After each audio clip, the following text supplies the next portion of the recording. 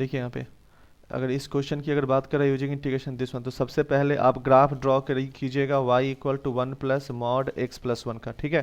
तो इसके लिए हमें प्रोसेस क्या यूज़ करना है, तो इसके लिए प्रोसेस ये है कि सबसे पहले ये जब मैंने बताया था ग्राफ वाला चैप्टर कि आप x का ग्राफ ड्रॉ कीजिए, उसके बाद मॉड x का, उसके बाद मॉड x प्लस 1 का, यानी कि जो ग्राफ है उसको 1 unit right word, not right word, left ward side shift कीजिए, और उसके बाद इस पूरे ग्राफ को 1 यूनिट अपवर्ड साइड शिफ्ट कीजिए। तो देखिए इस ग्राफ को जो हम लोग ड्रॉ करेंगे, एक्स एक्सिस है आपका, ये वाई एक्सिस है। देखिए y इक्वल टू एक्स का, अगर मैं डायरेक्टली मॉड एक्स से शुरू करता हूँ तो मॉड एक्स का कर्व जो होगा वो कहीं कुछ ऐसा होगा, ठीक है। जो मॉड एक्स का जो कर्व होगा, एक सेकंड रुकिएगा, वो कुछ ऐसा होगा। अब मॉड एक्स प्लस 1 है, यानी कि ये जो ग्राफ है 1 unit left ward side shift होगा, यानी कि ये जो ग्राफ है वो शिफ्ट होकर के आपके पास आ जाएगा यहाँ पे, दिस वन। ये जो ग्राफ आप देख रहे हो दिस वन वाला, ये जो पोर्शन आप देख रहे हो, ये ग्राफ हो गया y equal to mod x plus 1 का। अब क्या करेंगे, इस पूरे ग्राफ को 1 यूनिट अपवर्ड साइड शिफ्ट करेंगे, यानी कि जो काम अब 0 पे हो रहा था वो बेसिकली अब 1 पे होने लगेगा। तो 1 पे होने कहने का मतलब मैं इसको येलो कर्व से ड्रॉ कर रहा हूँ, दिस वन, ये कुछ इस तरीके से जाएगा, ठीक है। यही आपका जो होगा वो फाइनल कर्व होगा, ठीक है। मैं तब तक फाइनली ये जो बाकी के सारे कर्व मिटा देता हूँ क्योंकि इसकी ज़रूरत हमें नहीं है, इसकी ज़रूरत नहीं है, ये भी ज़रूरत नहीं है, ये भी ज़रूरत नहीं है, दिस वन की भी ज़रूरत नहीं है। यही आपका येलो जो कर्व आपको दिख रहा है यही आपका फाइनल कर्व हो गया। जबकि ये जो पॉइंट आप देख रहे हो दिस वन पॉइंट का नाम -1 है, ये जो पॉइंट है इसका नाम -1 है, और आपके पास कर्व में कह रहा है x इक्वल टू -2 और x इक्वल टू 3 भी ड्रॉ करना है। तो x इक्वल टू -2 कहने का मतलब कहीं यहाँ से जाएगा, तो ये हो गया x इक्वल टू -2, और x इक्वल टू अब 3 की बात हो रहा है, तो ये 0 1 2 3, तो x इक्वल टू 3 जो होगा वो दिस वन हो जाएगा, ठीक है। उसके बाद क्वेश्चन में कह रहा है y इक्वल टू 0, तो y इक्वल टू 0 लाइन जो होगा वह एक्स एक्सिस इटसेल्फ हो जाएगा। तो फाइनल एरिया किसका हमारी फाइंड करना होगा, तो ये हो जाएगा a b, ये जो पोर्शन है आपका c d, ये जो पोर्शन, ये जो फाइनली आप देख रहे हो दिस वन जो होगा हमारा फाइनल एरिया जिसका हमें फाइंड करना है, यही हमारा फाइनल रीजन हो जाएगा। तो यहाँ पर हम लोग लिख लेंगे टेकिंग वर्टिकल स्ट्रिप, हम लोग यहाँ से वर्टिकल स्ट्रिप ले लेते हैं। मान लीजिए ये हमने वर्टिकल स्ट्रिप ले लिया, एग्जाम में ये शो करना ज़रूरी है। शेडेड लाइन भले ही ये वाला जो रेड कलर से ड्रॉ किया है शेडेड रीजन, ये भले ही ड्रॉ ना करें आप, लेकिन ये ब्लू कलर से जो है इसको ड्रॉ करना ज़रूरी है। ये वर्टिकल आपका स्ट्रिप हो गया। तो एरिया ऑफ, यहाँ से लिखेंगे area of A B C D A equal to क्या होगा, तो आपको रूल बताया था कि दिस वन का जो रूल होगा अपर कर्व माइनस लोअर कर्व, यही रूल चलता है, y अपर curve minus y lower curve into D x, x left hand limit x right hand limit. ये वाला स्टेटमेंट जो है बोर्ड के एग्जाम में नहीं लिखना है आपको, सिंपली इसी चीज़ को ऐसे लिख सकते हो, y अपर कहने का मतलब अगर इस कर्व में अगर बात करें तो थोड़ा सा चाहो तो नाम आप लिख लो यहाँ पर, दिस वन ABCD यूज कर लिया हमने, तो यहाँ पर चाहो तो हम लोग E लिख लेते हैं। तो हमारा अपर कर्व हो जाएगा BEC माइनस लोअर कर्व हमारा हो जाएगा YAD, ये वाला स्टेटमेंट आप वहाँ पर लिख सकते हो, इनटू DX। और x लेफ्ट हैंड लिमिट कहने का मतलब हो जाएगा, आप चाहो तो लिख सकते हो XAB minus right hand limit हो जाएगा XCD, boundary condition basically CD। अब देखिए इसको सॉल्व कीजिएगा तो देखिए CD ये वाला जो कर्व है उसका वैल्यू क्या है, x इक्वल टू 3, यहाँ पर ध्यान दीजिएगा ये वाला कर्व, तो इसका x इक्वल टू 3, तो ये यहाँ से 3 होगा 3, और ये वाला जो पोर्शन है वो कितना है AB का -2, तो यहाँ पर लिख देंगे -2। अब अपर कर्व का वैल्यू कितना है, तो अपर कर्व का जो वैल्यू है, ये जो येलो वाला कर्व है इसका नाम है y इक्वल टू 1 प्लस, ये पूरे कर्व का नाम होगा y equal to 1 plus mod x plus 1। तो इसको हम लोग लिख सकते हैं y equal to 1 plus mod x plus 1 minus lower curve, यानी कि हमारा हो जाएगा यहाँ से x एक्सिस जिसका वैल्यू है 0 इंटू डी एक्स। थोड़ा सा और आगे बढ़ेंगे तो -2 से 3 और ये हो जाएगा 1 plus mod x plus 1 dx। अब ये नॉर्मल इंटीग्रेशन डेफिनेट इंटीग्रेशन का हो गया।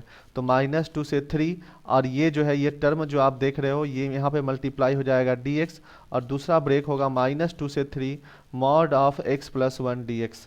देखिए इसका तो इंटीग्रेशन हम लोग सिंपली निकाल सकते हैं इस वाले पोर्शन का। यहाँ पे थोड़ा सा इशू है, यहाँ पर क्या है कि सिस्टम जो है वो मॉडुलस के फॉर्मेट में है। तो इसको सॉल्व करने के लिए क्या करेंगे कि आप x प्लस 1 को जीरो कीजिए। ये मॉडुलस डेफिनेट इंटीग्रेशन में बहुत कुछ इसके बारे में डिस्कस किया है। तो सिंपली क्या करते हैं कि x प्लस 1, ये सारा काम रफ में होगा। x प्लस 1 का वैल्यू 0 तो x का वैल्यू आ गया -1, यानी कि ये नंबर सिस्टम दो पार्ट में ब्रेक हो गया, एक -1 और अब जो बाउंड्री कंडीशन है उसको भी लिख दीजिए -2 से 3। तो अब ये पूरा क्वेश्चन दो पार्ट में ब्रेक होगा, एक -2 से -1, दूसरा -1 से 3। तो अब ये क्वेश्चन को थोड़ा सा हम लोग लिख रहे हैं, यहाँ पे ध्यान दीजिए। -2 से 3 dx प्लस ये चलेगा -2 से -1 dx प्लस अब चलेगा -1 से 3 dx। अब ध्यान दीजिए -2 से -1 के बीच में हम लोग ये चेक करेंगे कि मॉडुलस जो है निगेटिव है या पॉजिटिव है। तो कोई सा भी एक वैल्यू ले लीजिए। -2 से -1 के बीच में हम लोग एक वैल्यू ले लेते हैं -1.5।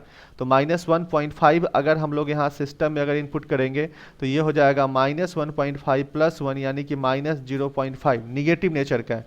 यानी कि ये जो पूरा सिस्टम है निगेटिव नेचर का है, ये x प्लस 1 वाला।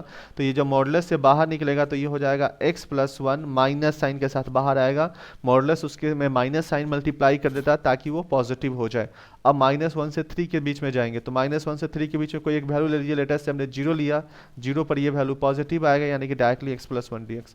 अब ये सिंपल इंटीग्रेशन है, यहाँ से -2 से 3 dx प्लस ये चाहो तो आप यहाँ से माइनस का साइन जो है वो आप बाहर निकाल सकते हो। तो ये वैल्यू हो जाएगा आपका दिस वन -2 से -1 x प्लस 1 dx और ये हो जाएगा -1 से 3 x प्लस 1 dx। थोड़ा सा और आगे बढ़ा देता हूँ, ये वैल्यू हो जाएगा -2 से 3 dx। ये हो जाएगा, ये वैल्यू आप चाहो तो लिख सकते हो -2 से -1 x dx, ये -2 से -1 dx प्लस -1 से 3x dx और प्लस ये x है यहाँ पे और ये सिंपली जाएगा -1 से 3 dx। ये 1 है तो 1 लिखने की जरूरत है नहीं, बस इसके आगे सॉल्व कर लीजिएगा, जो आएगा सो आपका आंसर हो जाएगा। चलिए देखिए अब इस क्वेश्चन में कह रहा है कि यूजिंग इंटीग्रेशन आपको कह रहा है, ध्यान दीजिएगा। नेक्स्ट क्वेश्चन में कह रहा है using integration find the area of the triangle ABC, जिसके में AB का इक्वेशन दे रखा है, AB BC और AC का इक्वेशन दे रखा है, दिस वन और दिस वन। तो सिंपली देखिए इसको सॉल्व कैसे करेंगे। एग्जाम में ये सारे स्टेटमेंट लिख सकते हो। गिवन है AB, तो AB का वैल्यू सच डेट क्या दे रखा है, तो ये है y equal to 4x plus 5। Similarly BC का वैल्यू दे रखा है, BC का वैल्यू सच डेट दे रखा है कि x plus y equal to 5 and similarly AC का वैल्यू दे रखा है आपका, AC का वैल्यू दे रखा है 4y equal to x plus 5। ठीक है, देखिए सबसे पहले आप यहाँ पर क्या काम कीजिए कि इनका पॉइंट ऑफ इंटरसेक्शन फाइंड कर लीजिए। इससे आपका क्या होगा कि ग्राफ ड्रॉ करना ज़्यादा इजी हो जाएगा। ठीक है, AB BC और AC का जो है पॉइंट ऑफ इंटरसेक्शन फाइंड कर लीजिए। तो मैं थोड़ा सा यहाँ फास्टली लिख रहा हूँ। First of all we find point of intersection of given sides। ठीक है, तो देखिए यहाँ पर फॉर, देखिए अब कैसे इसको डिसाइड कीजिएगा। आपके पास 3 कर्व्स हैं AB BC और AC। तो देखिए AB और इस दोनों लाइन का इंटरसेक्शन फाइंड कीजिएगा, AB का और BC का। ध्यान दीजिए AB और BC का पॉइंट ऑफ इंटरसेक्शन फाइंड कीजिएगा तो यहाँ से आपको B मिलेगा। क्यों? क्योंकि B जो है वो कॉमन है, AB और BC से आपको B मिल जाएगा। तो मैं यहाँ पे लिख रहा हूँ फॉर पॉइंट B। तो पॉइंट B की जब आप बात कीजिएगा तो दोनों का इंटरसेक्शन फाइंड कीजिए। तो किसी एक का वैल्यू आप यहाँ से चाहो तो यहाँ फॉर पॉइंट B लिख देते हैं हम लोग। ऐसा कर लेता हूँ थोड़ा सा समझाने के लिए, इसको इक्वेशन 1 मान लेता हूँ, थोड़ा सा इसको मिटा देता हूँ। ठीक है, तो इसको हम लोग इक्वेशन 1, इसको इक्वेशन 2 और इसको इक्वेशन 3 लिख देते हैं। ठीक है, तो फॉर पॉइंट B हम लोग क्या करेंगे, फ्रॉम इक्वेशन 1 एंड 2 हम दोनों से को सॉल्व करते हैं। तो ऐसा करते हैं ना कि y का जो वैल्यू है, आप देखो, आप मैं यहाँ पे सब्स्टिट्यूट कर देता हूँ। तो x प्लस, ध्यान दीजिएगा, 4x प्लस 5 का वैल्यू 5 हो जाएगा। देखिए इस y की जगह हमने 4x प्लस 5 रख दिया, ठीक है। तो ये वैल्यू हमारा हो जाएगा, दिस वन का वैल्यू हो जाएगा, तो ये वैल्यू हमारा हो जाएगा, ध्यान दीजिए, ये हो जाएगा 5x, और यहाँ से ध्यान दीजिए 5 से 5 कैंसिल हो जाएगा तो बच जाएगा 0, यानी कि x का वैल्यू हो गया हमारे पास 0। देखिए तो x का वैल्यू अगर हमारे पास 0 हो गया तो फ्रॉम इक्वेशन 1, तो देखिए तो x का वैल्यू हमारे पास 0 हो गया, तो y का वैल्यू क्या हो गया, 4 इंटू 0 प्लस 5, यानी कि पॉइंट हमारे पास हो गया 5। यानी कि अगर कटिंग पॉइंट की बात करें, यानी कि पॉइंट बी की बात अगर हम लोग करें इंटरसेक्टिंग पॉइंट की, तो ये हो जाएगा 0,5। अब देखिए सिमिलरली अगर हमें पॉइंट ए फाइंड करना है तो फॉर पॉइंट ए के लिए हमें 1 और 3 को इंटरसेक्ट कराना होगा। वाई? बिकॉज इसमें ए और ए कॉमन है, ए बी और ए सी। ध्यान दीजिएगा, इस तरीके का क्वेश्चन दे सकता है बोर्ड में, तो इस तरीके से आप डिसाइड कीजिएगा। अगर सम टाइम हो सकता है कि बोर्ड के पेपर में आपको ये ए बी बी सी ए सी ना दे, सिंपली दे दे कि using integration find the area of the triangle A B C whose equation of sides are given this one way, this one और this one। वहां पर ए बी बी सी और A सी आपको mention नहीं करेगा, ठीक है। तो आप वहां पे मान लीजिए कि let A B equal to this one, B C equal to this one और A C equal to this one, and after that just proceed this way, ठीक है। नाउ फॉर, अब देखते हैं, फॉर बी सी हो गया हमारे पास, for point A, एक सेकेंड रुकिएगा सब लोग, फॉर पॉइंट ए। अब ध्यान दीजिए, अगर पॉइंट ए की अगर हम लोग यहाँ से बात करते हैं तो ये वैल्यू हो जाएगा, पॉइंट ए हमारा है, तो पॉइंट ए के लिए हमें इक्वेशन 1 और 3 को सिंप्लीफाई करना पड़ेगा। तो यहाँ पे लिखेंगे from equation first and third. देखिए फर्स्ट एंड थर्ड से सॉल्व कीजिएगा तो फिर से वही काम करते हैं, y का वैल्यू यहाँ पे लिख लेते हैं, ठीक ना। तो देखिए तो ये था 4, y की जगह हम लोग लिख ले यहाँ से, y की जगह देखो ये इस इक्वेशन हम लोग रख रहे हैं, समझ में आ रहा है ना। 4y है तो यहाँ से हम लोग लिख सकते हैं y का वैल्यू 4x प्लस 5 यहाँ पे सब्स्टिट्यूट कर लेते हैं, तो इसको लिख लेते हैं 4x प्लस 5 इक्वल टू, अब देखिए ये वैल्यू है x प्लस 5, तो इक्वल टू हम लोग यहाँ पर लिख लेते हैं x प्लस 5, और इसको सिंप्लीफाई कीजिए तो 16x equal to 20 equal to x plus 5। Simplify करेंगे तो 15x और ये इधर जाएगा तो -15, यानी कि x का वैल्यू -1। अब फ्रॉम इक्वेशन 1 में इसका x का वैल्यू सब्स्टिट्यूट कर लेते हैं, तो हमने देखा था कि y का वैल्यू वहाँ पर x प्लस 5 था, अगर आप लोग देखो तो यहाँ से, सॉरी 4x प्लस 5 था, इसमें सही हम लोगों ने लिखा था ना, ठीक है। y का वैल्यू 4x प्लस 5 है, तो y की जगह हम लोग लिख सकते हैं 4, मतलब समझ में आ रहा होगा, 4 इंटू -1 प्लस 5, यानी कि वैल्यू आ जाएगा 1, यानी कि पॉइंट ऑफ इंटरसेक्शन हो गया। अगर a की बात करें, देयरफॉर a का वैल्यू हमारे पास मिल गया -1,1। यहाँ तक कोई दिक्कत तकलीफ नहीं होनी चाहिए। फिर अब आगे बढ़ते हैं, अब समझिए यहाँ से, ये तो हमारे पास पॉइंट हो गया। अब फॉर पॉइंट सी, अब पॉइंट सी की बात कर रहे हैं, तो देखिए पॉइंट सी आपके पास कहाँ है, तो पॉइंट सी जो है वो मिलेगा आपका point of intersection this one. इस दोनों कर्व को अगर आप इंटरसेक्ट कीजिएगा इक्वेशन 2 एंड 3 को, तो आपको पॉइंट सी मिलेगा। वाई? देखिए बिकॉज ये बी सी लाइन और ए सी लाइन है, इसमें जो कॉमन वर्टेक्स है वो है पॉइंट सी, ठीक है। तो यहाँ से पॉइंट सी मिल जाएगा, तो यहाँ से लिखते हैं from equation 2 and 3, from equation 2 and 3। देखिए इक्वेशन 2 एंड 3 से सॉल्व कीजिएगा तो आपके पास है x plus y equal to 5 और यहाँ पर 4y equal to x plus 5, तो किसी एक का वैल्यू यहाँ पे रख लीजिए, ठीक है ना। तो देखो आप ऐसा कर सकते हो, थोड़ा सा बस यहीं पे मैं लिख देता हूँ, ये x प्लस वाई है ना, तो यहाँ से चाहे तो हम लोग y का वैल्यू निकाल सकते हैं, इससे y का वैल्यू लिख सकते हैं 5 माइनस एक्स, ठीक ना। तो फ्रॉम इक्वेशन 2 एंड 3 हम लोग यहाँ पर लिख रहे हैं 4y की जगह हम लोग लिख देते हैं, कितना भी आया y का वैल्यू x, सॉरी ठीक है 5 माइनस एक्स, तो यहाँ पे आप लिख लीजिए 5 minus x equal to x plus 5, ठीक है। ये फोर्थ इक्वेशन था, कुछ मिस्टेक तो, हाँ सॉरी थर्ड इक्वेशन था।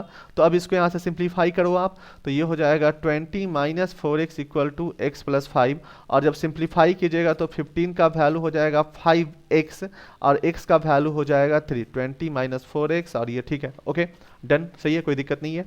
तो ये 5x हो गया आपका, एंड x का वैल्यू 3 हो गया, तो अब किसी एक इक्वेशन में वैल्यू ये सब्स्टिट्यूट कर लीजिए। तो हम लोग ऐसा करते हैं ना, इक्वेशन थर्ड में ही इक्वेशन सेकंड में ही इसका वैल्यू रख लेते हैं। तो फ्रॉम फ्रॉम इक्वेशन सेकंड, तो ये क्या था, x प्लस वाई का वैल्यू 5 था, तो ये वैल्यू हो जाएगा 3 प्लस वाई का वैल्यू 5, तो y का वैल्यू हो जाएगा 2। यानी कि अगर पॉइंट C की अगर आप बात करें तो पॉइंट हमारा हो जाएगा 3,2। तो अब देखो, तो आपको आपके पास सारे पॉइंट मिल गए। a का वैल्यू आपके पास मिल गया था कितना, तो a का वैल्यू मिल गया था -1,5 और b का वैल्यू मिल गया था, एक सेकंड रुकना आप लोग,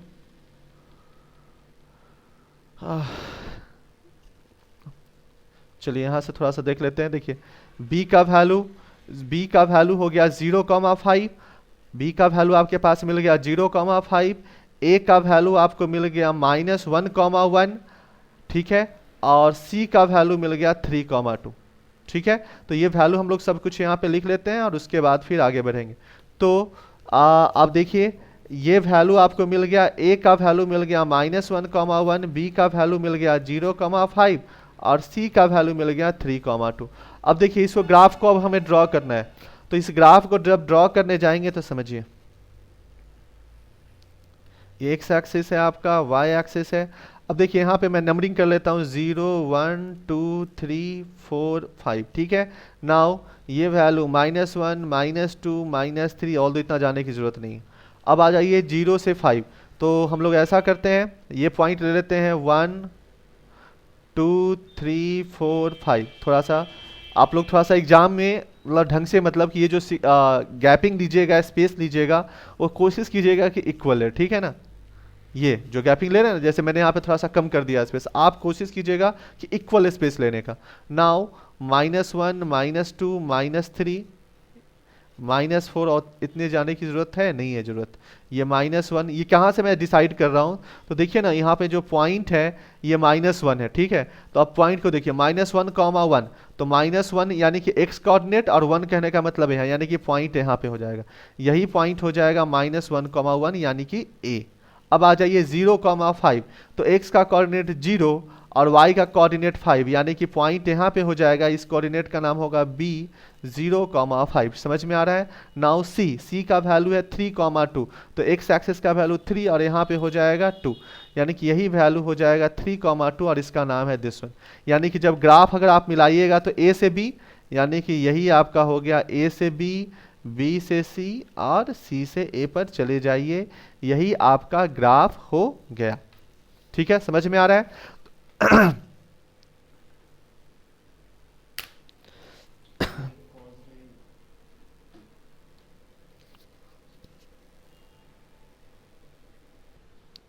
ठीक है, तो यहां तक हमने ग्राफ ड्रॉ कर लिया। क्लियर। देखो इसको कई सारे तरीके से आप directly x intercept y intercept से ड्रॉ कर सकते थे। ये एक थोड़ा सा एक मुझे यहाँ पर रीजन है क्योंकि इस पे एक क्वेश्चन मुझे अभी थोड़ा सा बताना है, इसीलिए मैंने इसको इस मेथड का यूज़ किया है। ठीक है, इसका सेकंड मेथड भी है, अभी थोड़ी देर बस रुक जाइए। इसी टाइप का एक क्वेश्चन और है जो मुझे डिस्कस करना है, तो पहले ही मैंने ये बता दिया है आपको, उस क्वेश्चन को मुझे फिर सॉल्व करने की जरूरत नहीं पड़ेगी। फिलहाल इस क्वेश्चन को देखिए, यहाँ तक तो हम लोग आ गए। अब देखो एक ये ट्रायंगल फॉर्म हो गया। अब ये ट्रायंगल फॉर्म का ध्यान से देखिएगा, तो आपके पास रूल एक ही है, क्या, upper curve minus lower curve, x left to x right. तो अब समझिएगा यहाँ से इस ट्रायंगल में अगर ध्यान दीजिएगा तो देखिए, तो ये AC है, तो लोअर कर्व जो है इस ट्रायंगल में वो थ्रू आउट सेम है AC। ठीक है, ये थ्रू आउट सेम है और इसका नाम है AC। लेकिन अपर कर्व जो है वो चेंज हो रहा है। देखिए B तक, A से B तक जो है AB कर्व जो है वो है अपर कर्व। ठीक है, लेकिन दिस वन तक समझिए ना, यहां तक अगर मैं बात करूं, यहां पे मैं एक नया नाम डाल रहा हूं D। ठीक है, यहां पे इस पॉइंट को, तो देखिए A से D तक अगर हम लोग बात करें तो अपर कर्व जो होगा AB होगा, और D से C तक बात करें तो D से C तक के लिए BC अपर कर्व होगा। समझ में आ रहा है। तो ये सिचुएशन जो है यहां से चेंज हो जा रहा है। तो रूल तो हम लोग ऐसे ही लिखेंगे, देखिए इसको ऐसे लिख सकते हैं, एरिया ऑफ ट्रायंगल ABCA, मतलब इस तरीके से थोड़ा इनक्लोज इसलिए लिखा जाता है, सर्कुलर फॉर्म में जिस पॉइंट से शुरू करते हैं वहीं से एंड करते हैं, क्योंकि मैंने बताया था ये क्लोज्ड एरिया को शो करता है। तो देखिए इसको हम लोग लिख सकते हैं, area of ABDA plus area of DBCD। ठीक है, ऐसा क्यों कर रहे हैं? ऐसा इसलिए क्योंकि अपर कर्व माइनस लोअर कर्व का जो कॉन्सेप्ट है हमारा ब्रेक हो जा रहा है। मतलब कॉन्सेप्ट तो वैलिड है बट अपर कर्व जो है वो चेंज कर जा रहा है। ए से डी तक के लिए अपर कर्व का नाम ए बी है और सी से डी तक के लिए अपर कर्व का नाम बी सी है। इसीलिए इस रीजन को दो पार्ट में हमने ब्रेक किया। क्लियर है? अब ध्यान दीजिएगा अच्छे से। तो अब ये रूल जब हम लोग लिखेंगे, फॉर्मूला लिखेंगे, तो ये फॉर्मूला हो जाएगा, ध्यान दीजिए, y अपर कर्व, तो y अपर कर्व का नाम ए बी माइनस, देखिए y लोअर कर्व, तो लोअर कर्व तो सेम ही है ना, तो अगर आप चाहो तो लिख सकते हो A D D x. Left hand limit, तो लेफ्ट हैंड लिमिट हमारा क्या हो जाएगा, ए वाला यानी कि -1, और देखिए इस पॉइंट का नाम क्या है यहाँ पर, तो इस पॉइंट का नाम है 0 कॉमा, अगर जो भी जिस पॉइंट पे भी एक कट रहा हो, लेकिन हमें पता है x का कोऑर्डिनेट 0 है तो यहाँ पर लिखेंगे 0। ठीक है, प्लस, है ना, समझ में आ रहा है ना? क्यों? बिकॉज ये जो है y एक्सिस है, तो y एक्सिस में ये वाला पॉइंट कितना होगा, दिस वन पॉइंट की जो बात करें हम लोग, d की बात कर रहे हैं, तो d का जो x कोऑर्डिनेट होगा वो 0 होगा। ऑर्डिनेट कितना होगा नहीं पता, हम लोग निकाल सकते हैं, वो अलग बात है। ठीक है, लेकिन ये जो होगा आपका क्या नाम है, x कोऑर्डिनेट, वो डेफिनेटली 0 होगा। तो हमने 0 लिख लिया, हमें तो बेसिकली x कोऑर्डिनेट की जरूरत है तो 0 लिख लिया। अब ये चलेगा 0 से लेकर के 3 तक, CD की बात कर रहे हैं हम लोग। तो अब इसमें अपर कर्व कैसे लिखेंगे, तो अपर कर्व लिखेंगे BC माइनस ये हो जाएगा CD इंटू DX। कोई दिक्कत परेशानी है तो अभी तक बोलिए, अब आगे बढ़ सकते हैं। अब देखिए, अब YAB का नाम हम लोग कैसे लिखे, तो यही चीज हमें समझना है।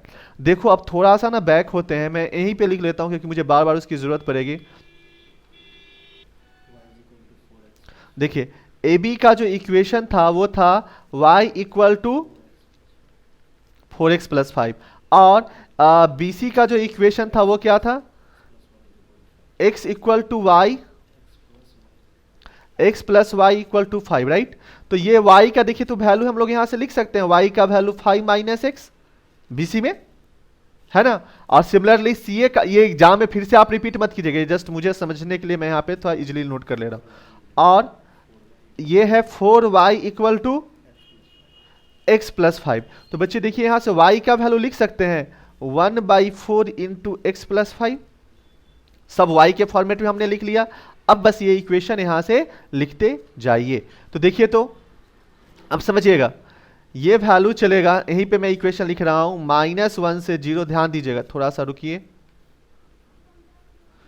इसी इक्वेशन को मैं यहां से लिख रहा हूं, थोड़ा सा समझिएगा। ठीक है, एरिया ऑफ जो भी फाइंड करने के लिए कह रहा है ट्रायंगल ABCA।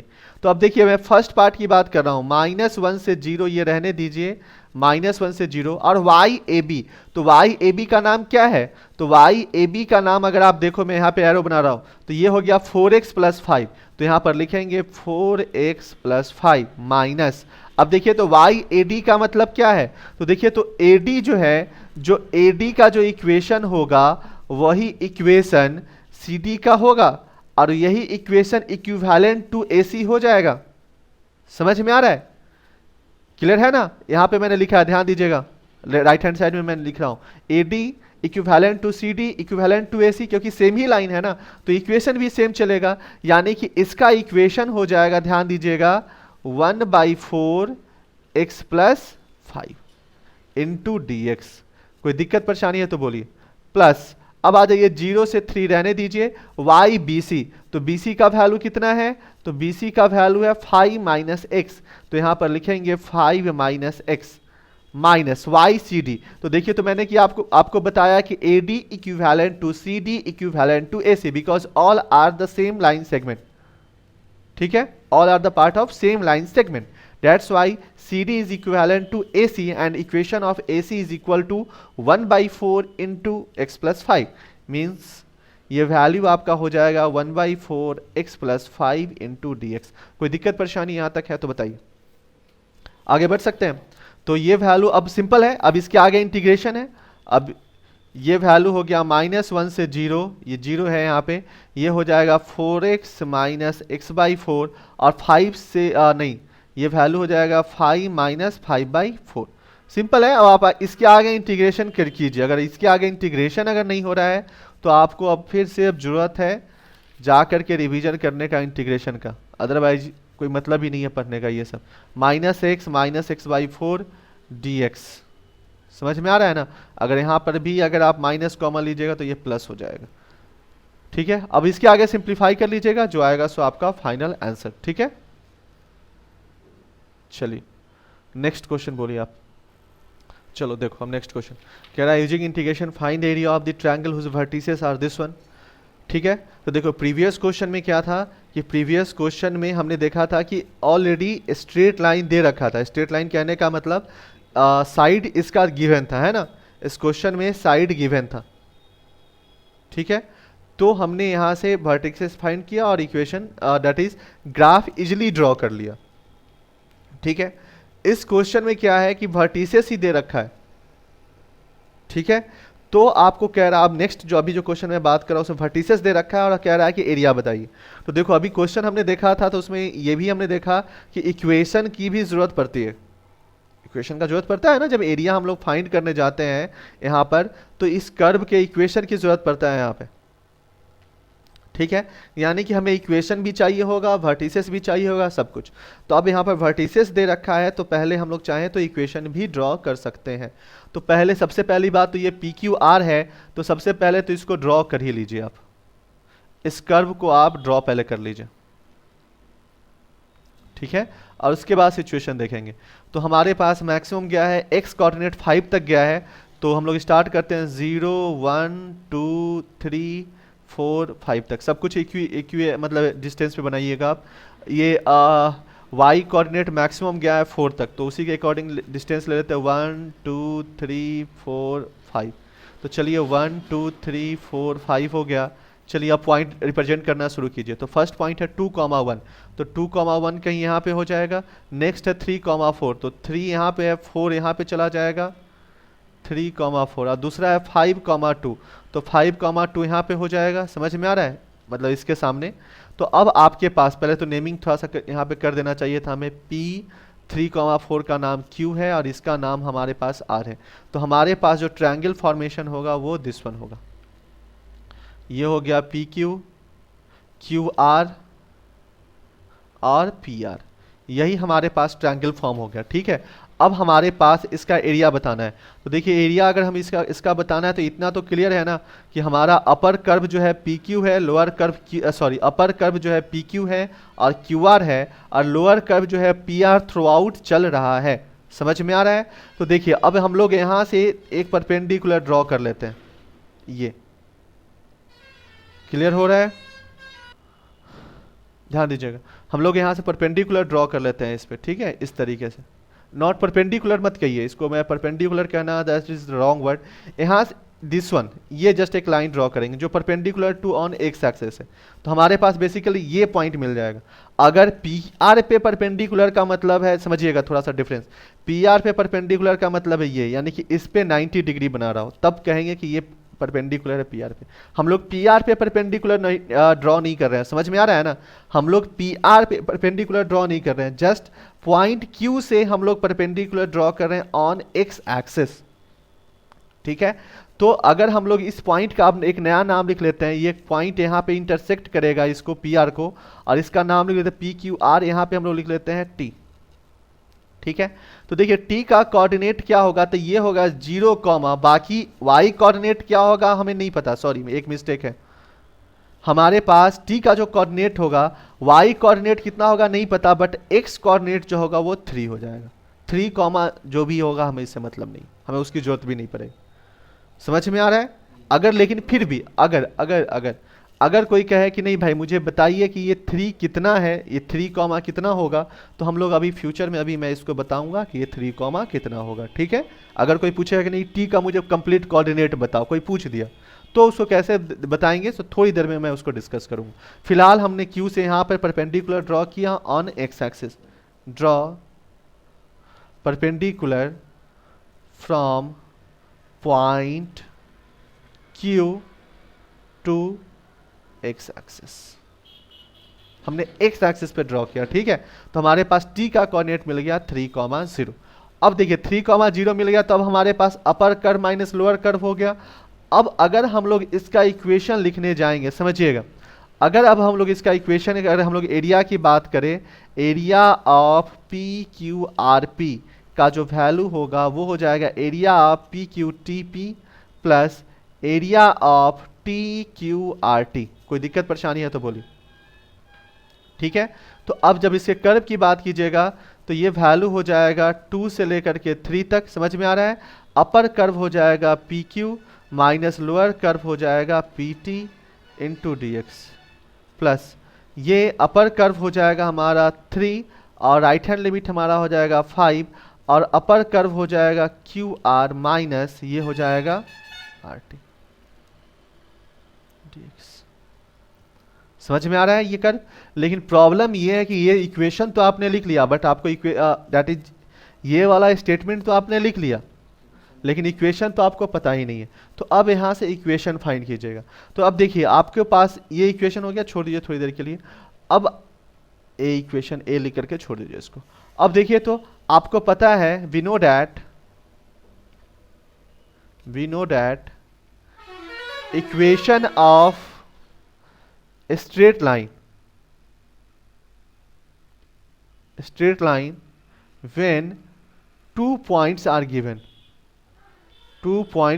given, मान लीजिए पॉइंट है x1 y1 और x2 y2, ठीक है। अगर एक पॉइंट आपको x1 y1 और दूसरा आपको x2 y2 दे रखा है, तो आपको लाइन का इक्वेशन पता है x minus x1, x1 minus x2, y minus y1, y1 minus y2, यही होता है, ठीक है। आप इसको कैसे भी लिख सकते हैं। अगर कोई इसको ऐसा लिख रहा है, ध्यान दीजिएगा, अगर कोई इसी इक्वेशन को ऐसा भी लिख रहा है, मान लीजिए y minus y1 equal to x minus x1, x1 minus x2, इससे कोई फर्क नहीं पड़ता। क्लास 11th में बहुत कुछ आपने पढ़ा होगा। मैं इस फॉर्म में लिखता हूं ताकि मैं थोड़ा सा कैलकुलेशन इजीली कर लूं, y का वैल्यू इजीली कैलकुलेट कर लूं। तो अब ध्यान दीजिएगा, अब हम लोग बात कर रहे हैं यहाँ से PQ का, ठीक है। तो PQ के लिए आपके पास पॉइंट 21 और 34 दे रखा है। तो इक्वेशन ऑफ PQ मैं लिख रहा हूँ, इक्वेशन ऑफ PQ, ठीक है। जबकि P का वैल्यू आपको पता है 21 और Q का वैल्यू 34 दे रखा है। तो देखिए तो इक्वेशन ऑफ PQ यहाँ से हम लोग निकाल सकते हैं। तो इक्वेशन ऑफ PQ हो जाएगा y, इसको x1 y1 x1 x2 sorry इसको आप x1 y1 और इसको आप x2 y2 मान के चलिए। तो ये हो जाएगा y minus 1 1 minus 4 equal to x minus 2 और 2 माइनस 3। बस ये सीक्वेंस याद रखिएगा, जिसको आपने किसको आपने x1 y1 एज्यूम किया है, ठीक है। तो हमने इसको x1 y1 और इसको हमने x1 y1 और इसको हमने x2 y2 एज्यूम किया है, ठीक है। तो अब आगे बढ़ते हैं। अब ध्यान दीजिएगा, ये वैल्यू आपका हो जाएगा, समझिएगा, तो ये y माइनस 1 माइनस 3 का वैल्यू हो जाएगा x माइनस 2 और ये माइनस 1, माइनस से ये दिस वन कैंसिल, ये वैल्यू हो जाएगा आपका y minus 1 equal to 3x minus 6, ठीक है। ये माइनस से माइनस कैंसिल हो गया है, तो y का वैल्यू हो गया 3x और ये माइनस इधर जाएगा तो प्लस हो जाएगा माइनस 5, ठीक है। ये हो गया PQ का इक्वेशन, ये हो गया PQ का इक्वेशन, ठीक है। अब हम लोग आते हैं नेक्स्ट में। चलिए अब देखिए PQ दे रखा है, R का अब हम लोग निकाल लेते हैं R का वैल्यू। तो P का वैल्यू हम लोग मान लेते हैं 21। देखिए हम लोग यहाँ से PR का वैल्यू निकालने जा रहे हैं। तो P का वैल्यू 21 और R का वैल्यू 52 है ना। तो R का वैल्यू दे रखा है 52। तो हम लोग यहाँ से वैल्यू फाइंड कर लेते हैं PR का, ठीक है। तो इक्वेशन ऑफ PR देखिए, तो ये हो जाएगा y माइनस 1 अपॉन 1 माइनस 2 और ये हो जाएगा x माइनस 2 अपॉन 2 माइनस 5। और अब इसको सिंप्लीफाई करें आप, तो y minus 1 equal to this one और ये वैल्यू हो गया x माइनस 2 माइनस 3, माइनस से माइनस आपका ये टर्म कैंसिल आउट हो जाएगा और y का वैल्यू आएगा, ध्यान दीजिएगा, y का वैल्यू आएगा y माइनस 1 इक्वल टू, ध्यान दीजिए, ये हो जाएगा x बाई 3 और ये हो जाएगा माइनस 2 बाई 3 और प्लस, बस इतना ही, ठीक है। यहाँ से 3 से मैंने डिवाइड कर लिया।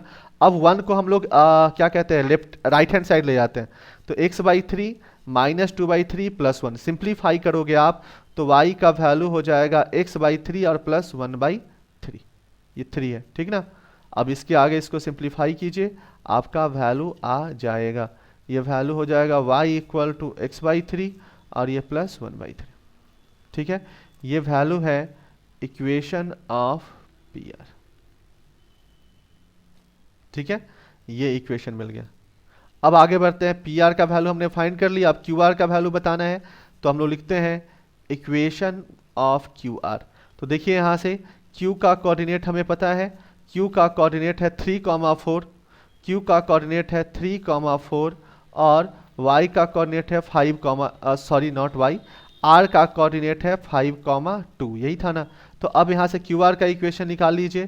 तो इक्वेशन ऑफ क्यू आर हमारा हो जाएगा x-4, मेरी गलती, y-4, 4-2 और ये हो जाएगा x माइनस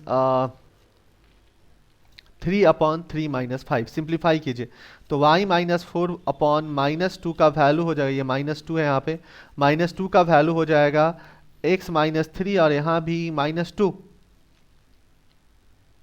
और एक चीज गलती है यहाँ पे, ये -2 नहीं, सिंपली 2 बचेगा।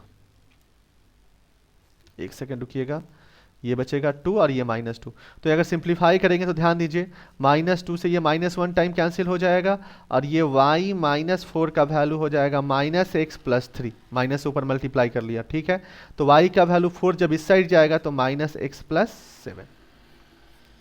ये हो गया इक्वेशन ऑफ क्यू आर।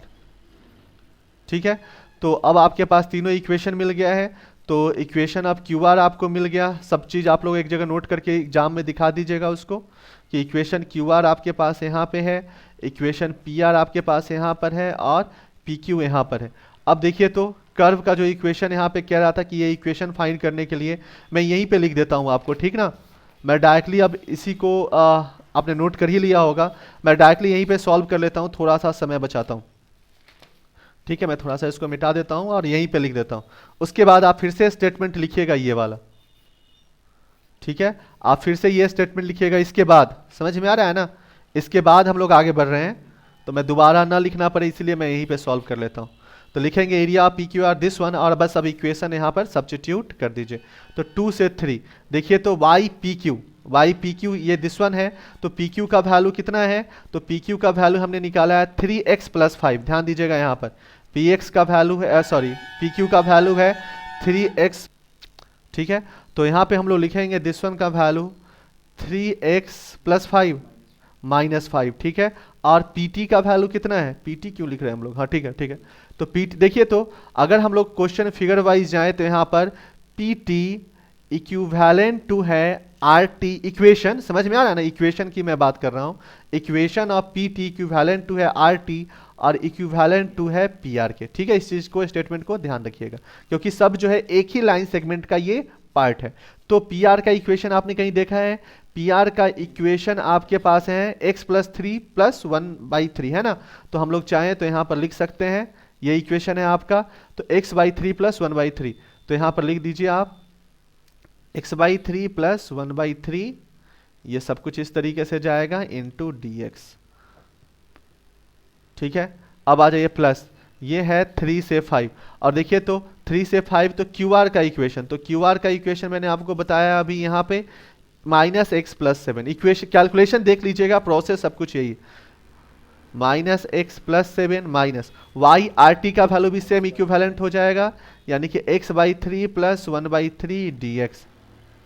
ठीक है, और अब इसको आप सिंप्लीफाई कर लीजिए, इंटीग्रेट कर लीजिए, जो आएगा सो आपका आंसर। ठीक है, ये सिंप्लीफाई कीजिएगा तो 3x - 5 -x/3 ब्रैकेट से भी बाहर निकलेगा तो -1/3। अब इसके आगे आता है, सिंपली मैं ये कहना चाहता हूँ, अब इसके आगे आप सिंप्लीफाई कर सकते हो, जो आएगा सॉल्व करने के बाद वो आपका फाइनल आंसर। ठीक है,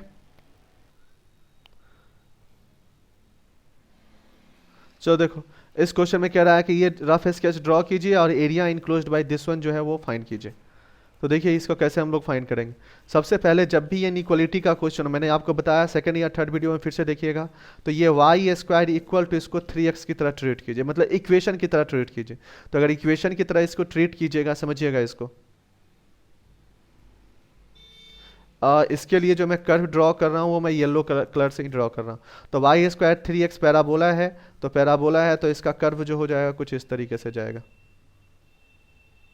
ठीक है। अब मैंने बताया था कि ये इनइक्वालिटी जैसे ही कहते हैं तो ये जो पूरा कर्व है वो दो रीजन में ब्रेक हो गया। एक इसके पैराबोला के इनसाइड वाला टर्म, एक इस पैराबोला के इनसाइड वाला टर्म, और दूसरा ये आउटसाइड वाला टर्म। तो कौन सा टर्म ले, तो किसी एक को देख लीजिए। तो देखिए मान लीजिए हम 1,0 कहीं इसी पे होगा, कहीं यहाँ पर होगा, तो 1,0 के इस इक्वेशन में सब्स्टिट्यूट करके देखिए, तो ये हो जाएगा 0 और ये हो जाएगा 3,1। तो मतलब इनइक्वालिटी को देखिए कि इनइक्वालिटी क्या इसको सेटिस्फाई कर रहा है। तो देखिए ये हो जाएगा 0 का स्क्वायर और ये हो जाएगा 3,1, तो ये हो जाएगा 3,0। क्या 3 ग्रेटर देन इक्वल टू 0 है? तो ये आपका आंसर हो जाएगा कि यस है, यानी कि आपका फेवरेबल रीजन हो जाएगा दिस वन, यानी कि इस पैराबोला के इनसाइड का टर्म, ये पूरा रीजन। ठीक है, ये पूरा रीजन। ऑल्दो मुझे ये ड्रॉ करने की अभी ज़रूरत नहीं है, समझ में आ गया ना? ये पूरा रीजन, ये सब कुछ जो होगा ये पूरा रीजन आपका हो जाएगा। चलिए अब देखिए नेक्स्ट क्वेश्चन है आपका, ये दिया है तो इसको आप लिख सकते हो x square y square equal to 16/3। मैं लिख लेता हूँ। तो देखिए तो ये एक सर्कल के टाइप का बनेगा, 3 को मैंने डिवाइड कर लिया तो एक सर्कल टाइप का बनेगा, और सर्कल टाइप का बनेगा जिसका सेंटर जो है अगर क्वेश्चन के वाइज जा करके देखें तो सेंटर इसका है 0,0, यानी कि मैं इसको पिंक कलर से ही ड्रॉ कर रहा हूँ। तो 0,0 यहाँ से सेंटर इसका होगा, और इसके रेडियस की बात करें तो 16/3 का रूट अंडर। समझ में आ रहा है? यानी कि हो जाएगा 4/√3, यानी कि अगर देखें तो 4 इंटू √3/3, यानी किसी को देखें तो 4 इंटू 1 पॉइंट, समझिएगा 4 इंटू 1.732/3, यानी कि ये हो जाएगा 8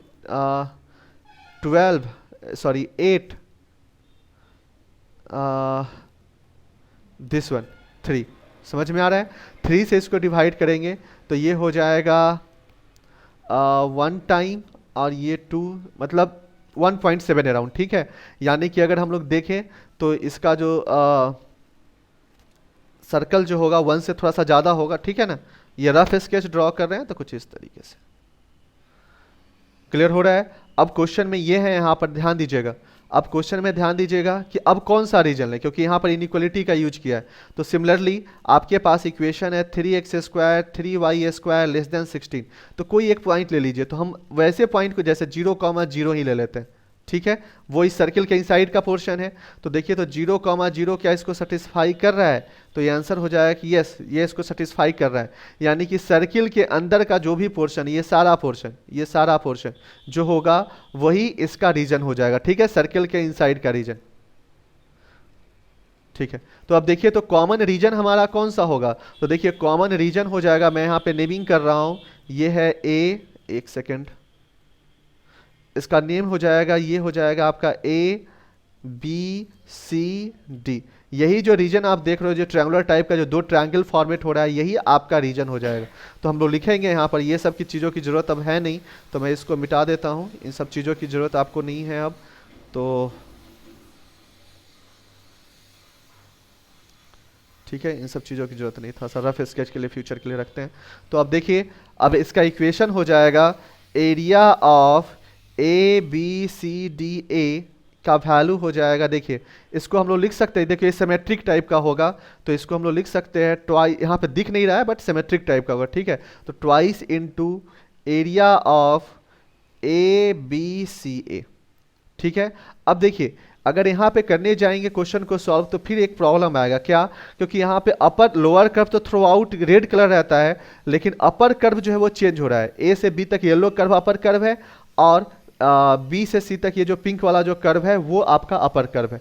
तो हम लोग क्या करते हैं, ये देखते हैं कि कहाँ से ये जो कंसेप्ट है ये change, that is upper curve change होना शुरू हुआ है। तो यहाँ से हम लोग परपेंडिकुलर ड्रॉ कर लेते हैं ये। ठीक है, ड्रॉ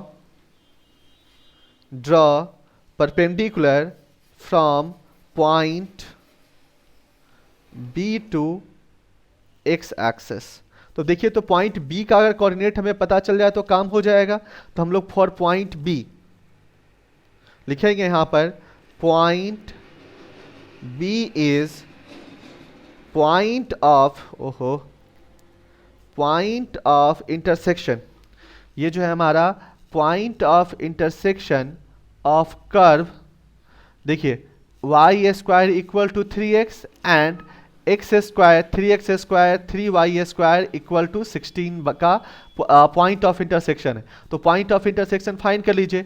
ऐसा कीजिए 3x स्क्वायर और 3y की जगह आप रख लीजिए, y स्क्वायर की जगह रख लीजिए 3x, तो ये हो जाएगा 9x इक्वल टू 16। समझ में आ रहा है? तो 3x स्क्वायर प्लस 9x ये हो जाएगा -16 इक्वल टू 0। अब इसको फैक्टराइज कीजिए और देखिए कि ये कहाँ पे इंटरसेक्ट हो रहा है।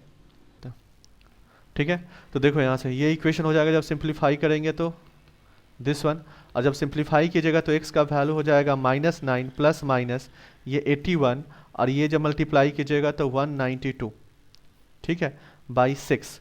तो ये वैल्यू हो जाएगा 9 प्लस माइनस 3 273 बाई 6। ठीक है, देखिए x का दो वैल्यू यहाँ पे आया, एक आया 9 प्लस 273। ऑल्दो इतना कॉम्प्लिकेटेड होना नहीं चाहिए, ठीक है ना, एग्जाम में इतना कॉम्प्लिकेटेड कैलकुलेशन नहीं देगा आपसे।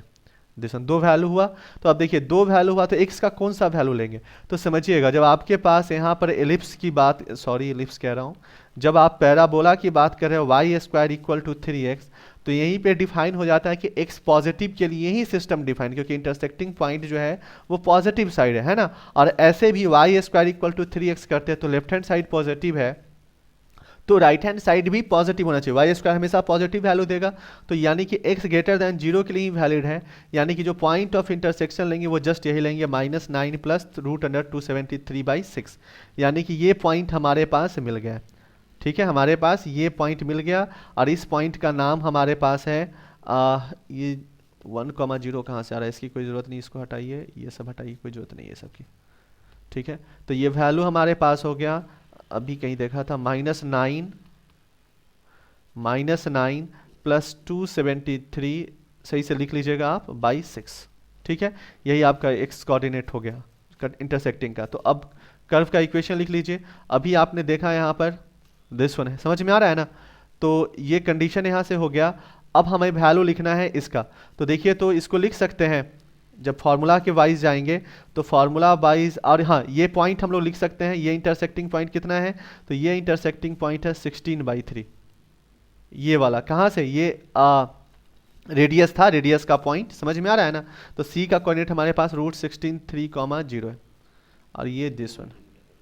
ठीक है, तो अब देखिए बस यहाँ से जब रूल लिखिएगा तो ये तब नोट कर ही लिया होगा आपने, मैं मिटा देता हूँ इसको, ठीक है ना। इसके बाद इस स्टेटमेंट के बाद हम लोग आगे बढ़ते गए यहाँ तक, मैं मिटा करके यहीं पे लिख देता हूँ थोड़ा सा, क्योंकि मुझे समझाना है किस तरीके से इक्वेशन अब लिखा जाएगा, तो यहीं पे मिटा के लिख देता हूँ। अब वीडियो जब देखोगे तो आप सीक्वेंस वाइज नोट करते जाना, ठीक ना। चलो अब इसको मैं यहीं पे लिख देता हूँ, अरे यार मिट ही नहीं रहा है, चलो मैं येलो कलर से लिख रहा हूँ। ओके, तो देखिए तो इसको लिख सकते हैं ट्वाइस इनटू, अब देखिएगा यहाँ से जब ABCA की बात करते हैं तो इसको हम लोग लिख सकते हैं twice into area of AB, इसका नाम D लिख लेते हैं, तो ABDA plus area of DBCD। ठीक है, तो ये वैल्यू हो जाएगा ट्वाइस इनटू, देखिए इसके ABDA की बात करेंगे तो ये हो जाएगा A का कोऑर्डिनेट दिस वन, और ये कोऑर्डिनेट D का वैल्यू हो जाएगा -9 प्लस √273/6, 273 राइट। और अपर कर्व हो जाएगा हमारा AB माइनस लोअर कर्व हमारा हो जाएगा YAD into DX plus, similarly यहाँ पर अगर बात करेंगे, ये देखो ये सब में पूरे में मल्टीप्लाई होगा, ये चलेगा हमारा -9 प्लस 273/6 से लेकर के √16/3, समझ में आ रहा है। और ये जो अपर कर्व है, अपर कर्व हमारा क्या हो जाएगा इस केस में BC, और BC किसका वैल्यू है, सर्कल का, तो पहले लिखो, फिलहाल तो लिख दो BC माइनस YCD DX। ठीक है, क्लियर है। अब आगे बढ़िए, ये सब की कोई ज़रूरत नहीं है, ये सबको मिटाइए। अब देखिए अब हम लोग बात करेंगे AB का इक्वेशन का, ठीक है, कि AB का इक्वेशन हम लोग कैसे फाइंड करेंगे। तो देखिए तो AB का इक्वेशन किसका है, तो AB जो है वो एलिप्स का पोर्शन है, सॉरी इलिप्स कह रहा हूँ, पैराबोला का पोर्शन है। तो ये वैल्यू दे रखा है आपको, देखिए इस Y square equal to 3x, यही ना। तो y का वैल्यू क्या हो जाएगा 3x प्लस माइनस 3x। लेकिन ये जो अपर कर्व की बात है तो हम लोग पॉजिटिव लेंगे, ऐसा बहुत सारा क्वेश्चन हमने देखा है। तो ये लिखेंगे हम लोग 2 इंटू, समझिएगा ये इंटीग्रेशन जाएगा 0 से लेकर के -9 प्लस 273/6 और ये जाएगा √3x माइनस, देखिए लोअर कर्व है वाई एडी, तो वाई एडी क्या है एक्स एक्सिस इटसेल्फ, यानी कि ये वैल्यू हो जाएगा 0 dx प्लस। अब आप ध्यान दीजिए दिस वन की मैं बात कर रहा हूँ, तो ये चलेगा फिलहाल, तो ये अपर लिमिट लोअर लिमिट लिख ही दीजिए आप बाई 6 और ये है 16/3। अब देखिए वाई बी सी किसका पोर्शन है, तो वाई बी सी जो आप देख रहे हो ये सर्कल का पोर्शन है, और सर्कल का इक्वेशन आपको क्या दे दिया है, तो सर्कल का इक्वेशन क्वेश्चन के अकॉर्डिंग दिया है 3x² 3y² इक्वल टू 16, ठीक है। यानी कि अगर 3y² सिंपली, तो पहली बात x² y² को 16 हम लोग 3 लिख सकते हैं, y² को लिख सकते हैं 16/3 माइनस x², और y का value 16/3 minus x² plus minus sign के साथ।